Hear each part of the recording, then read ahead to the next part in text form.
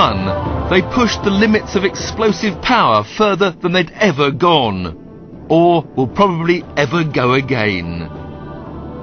This bomb was codenamed the Tsar. It contained the equivalent of 58 million tons of TNT, or all the explosives used in World War II, multiplied by 10.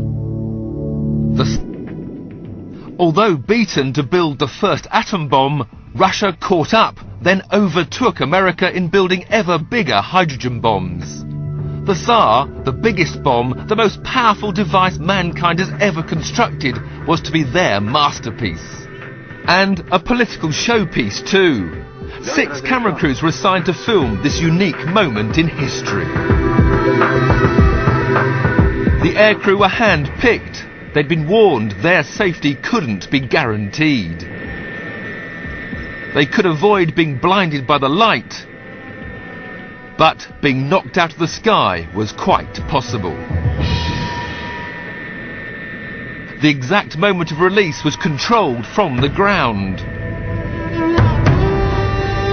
The bomb had been given a parachute to slow its descent and give the crew more time to escape.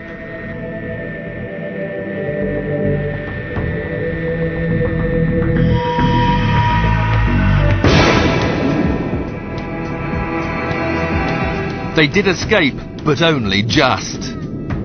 The plume rose right through the cloud layer and kept on rising. It flattened out when the cloud was 40 miles high. The blast wave was still large enough to be measured on its 3rd passage round the world.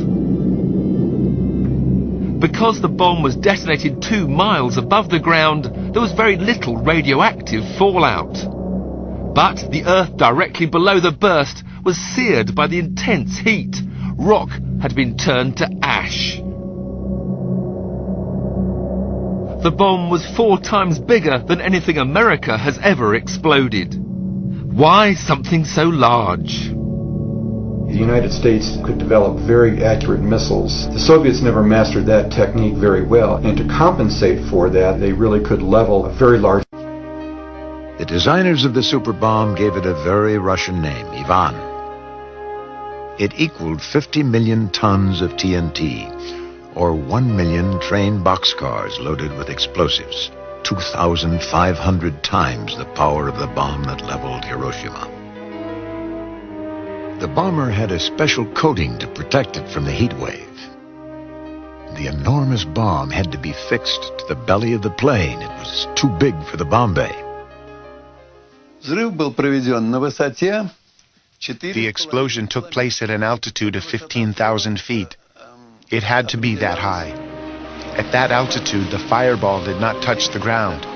It sucked in less soil, diminished radioactive contamination of the atmosphere. A 5,400 square foot parachute would delay its fall. The bomber needed time to get away. These cameras were 60 miles from the epicenter. We were in the devil's jaws, the pilots said. The leg of the mushroom cloud was 6 miles wide. The radioactive fireball reached an altitude of 40 miles above the surface of the Earth. The explosion was beautiful, if I may say so as a scientist.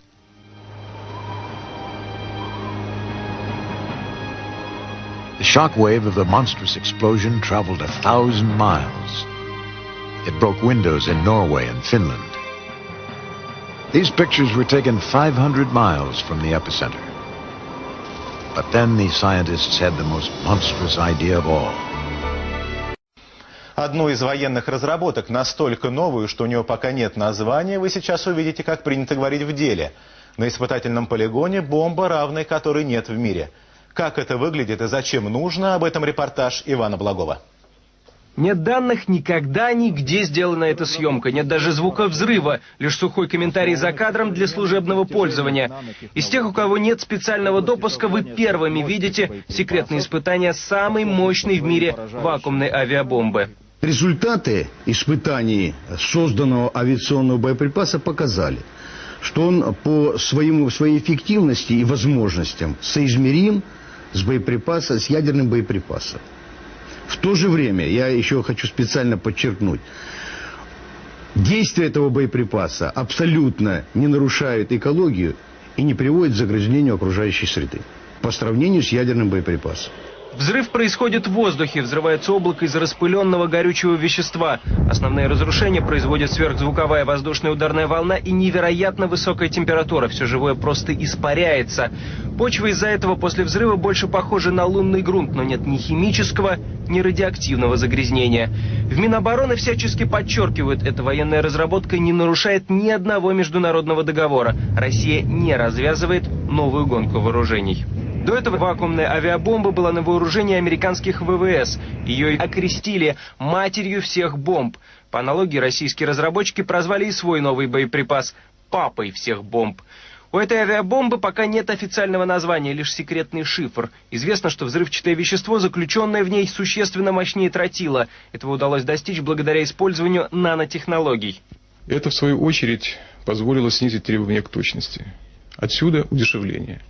То качество, которое нам необходимо в современных условиях. То есть мы получили боеприпас относительно дешевый, с высокими поражающими свойствами. Российская авиабомба существенно превосходит американский аналог по всем параметрам. Масса взрывчатого вещества меньше, но при этом бомба в 4 раза мощнее. Температура в эпицентре взрыва выше в 2 раза. Во много раз папа всех бомб превосходит маму и по общей площади поражения. Он обеспечит нам возможность дать реализацию безопасности государства и в то же время противостоять международному терроризму в любой обстановке и в любом регионе. Новая вакуумная авиабомба позволит заменить целый ряд созданных ранее ядерных средств поражения малой мощности. Иван Благой, Юрий Гвоздь, Первый канал.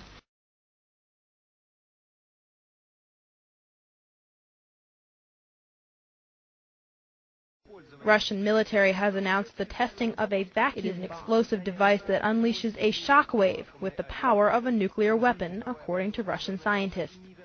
The bomb is the latest in a series of new Russian weapons and policy moves unveiled as President Vladimir Putin tries to reassert Moscow's role on the international stage. Devices generally detonate in 2 stages.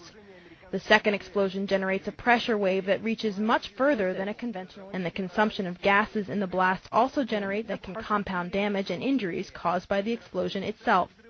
A Russian military spokesman stressed that the weapon does not contaminate the environment like a nuclear bomb, nor violate any international agreements.